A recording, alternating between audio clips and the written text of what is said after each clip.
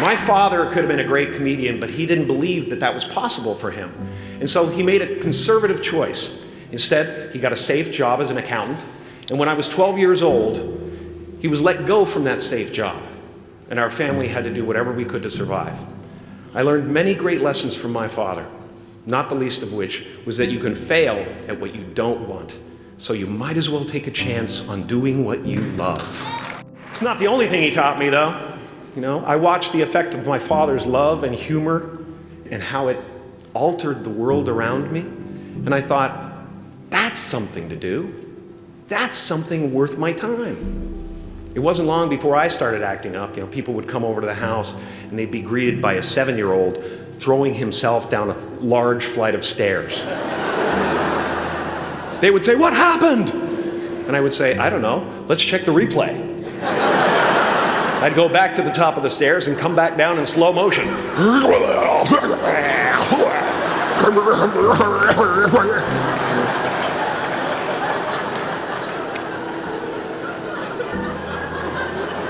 It was a very strange household.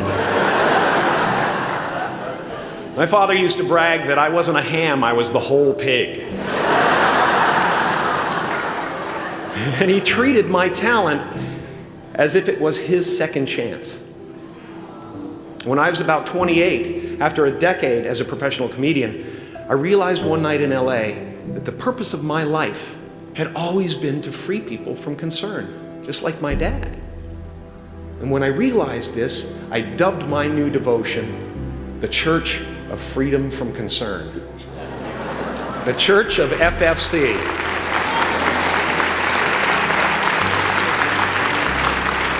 And I dedicated myself to that ministry. What's yours? How will you serve the world? What do they need that your talent can provide? That's all you have to figure out. As someone who's done what you're about to go and do, I can tell you from experience, the effect you have on others is the most valuable currency there is. Because everything you gain in life will rot and fall apart, and all that will be left of you is what was in your heart. My choosing to free people from concern got me to the top of a mountain. Look where I am. Look what I get to do. Everywhere I go. I'm going to get emotional because when I tap into this, it really is extraordinary to me. I did something that made people present their best selves to me wherever I go. I've often said that I wished people could realize all their dreams and wealth and fame, and so that they could see that it's not where you're going to find your sense of completion. Like many of you, I was concerned about going out into the world and doing something bigger than myself, until someone smarter than myself made me realize that there is nothing bigger than myself. Because life doesn't happen to you, it happens for you. How do I know this? I don't, but I'm making sound, and that's the important thing. That's what I'm here to do. Sometimes I think that's the only thing that's important, really, you know? It's just letting each other know we're here, reminding each other that we're part of a larger self. Your job is not to figure out how it's going to happen for you, but to open the door in your head, and when the door opens in real life, just walk through it. And don't worry if you miss your cue, because there's always doors opening. They keep opening. And when I say life doesn't happen to you, it happens for you, I really don't know if that's true. I'm just making a conscious choice to perceive challenges as something beneficial so that I can deal with them in the most productive way. You'll come up with your own style. That's part of the fun. Oh, and why not take a chance on faith as well? Not religion, but faith. Not hope, but faith. I don't believe in hope. Hope is a beggar. Hope walks through the fire and faith leaps over it.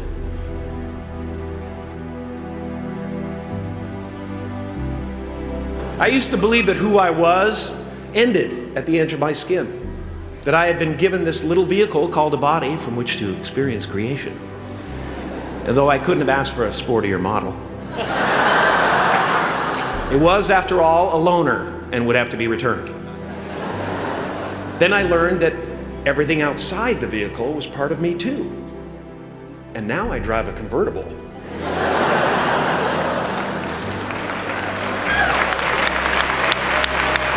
Yeah, man.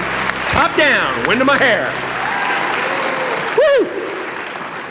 I am elated and truly excited to be present and fully connected to you at this important moment in your journey.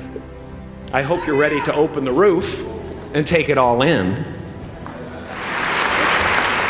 You are the vanguard of knowledge and consciousness, a new wave in a vast ocean of possibilities.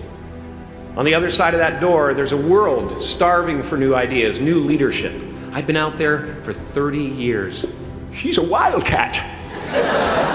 Oh, she'll rub up against your leg and purr until you pick her up and start petting her, and then out of nowhere, she'll swat you in the face.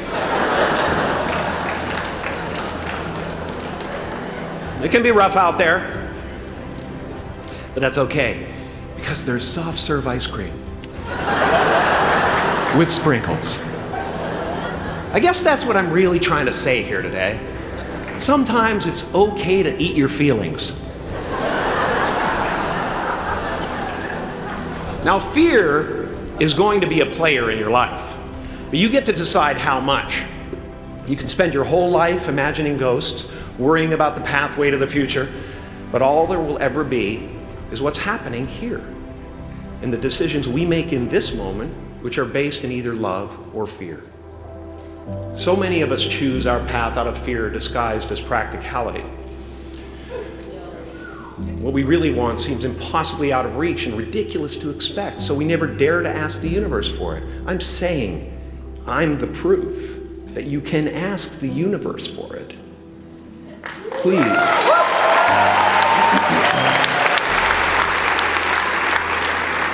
I am at the top of the mountain, and I was, and the only one I hadn't freed was myself, and that's when my search for identity deepened. I wondered who I'd be without my fame. Who would I be if I said things that people didn't want to hear? Or if I defied their expectations of me? And that peace that we're after lies somewhere beyond personality, beyond the perception of others, beyond invention and disguise, even beyond effort itself. You can join the game, fight the wars, play with form all you want, but to find real peace, you have to let the armor go. Your need for acceptance can make you invisible in this world. Don't let anything stand in the way of the light that shines through this form. Risk being seen in all of your glory. My soul is not contained within the limits of my body. My body is contained within the limitlessness of my soul. Now I'm always at the beginning. I have a reset button, and I ride that button constantly. Once that button is functioning in your life, there's no story that the mind could create that will be as compelling. The imagination is always manufacturing scenarios, both good and bad, and the ego tries to keep you trapped in the multiplex of the mind.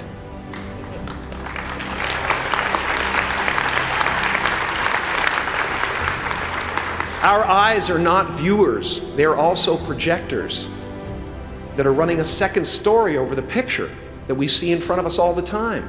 Fear is writing that script, and the working title is, I'll Never Be Enough. I had a substitute teacher from Ireland in the 2nd grade that told my class during morning prayer that when she wants something, anything at all, she prays for it and promises something in return, and she always gets what she wants. Well, I'm sitting at the back of the classroom, thinking, wow, my family can't afford a bike, So I went home and I prayed for one. And I promised I would recite the rosary every night in exchange. Broke that promise. But 2 weeks later, I got home from school to find a brand new Mustang bike with a banana seat and Easy Rider handlebars. Yeah. From fool to cool. My family informed me that I had won the bike in a raffle that a friend of mine had entered my name in without my knowledge whatsoever. So that type of thing has been happening to me ever since. And as far as I can tell, it's just about letting the universe know what you want, and working toward it while letting go of how it comes to pass. No matter what you gain, ego will not let you rest. It will tell you that you cannot stop until you've left an indelible mark on the earth, until you've achieved immortality. How tricky is this ego that it would tempt us with the promise of something we already possess? Relax and dream up a good life.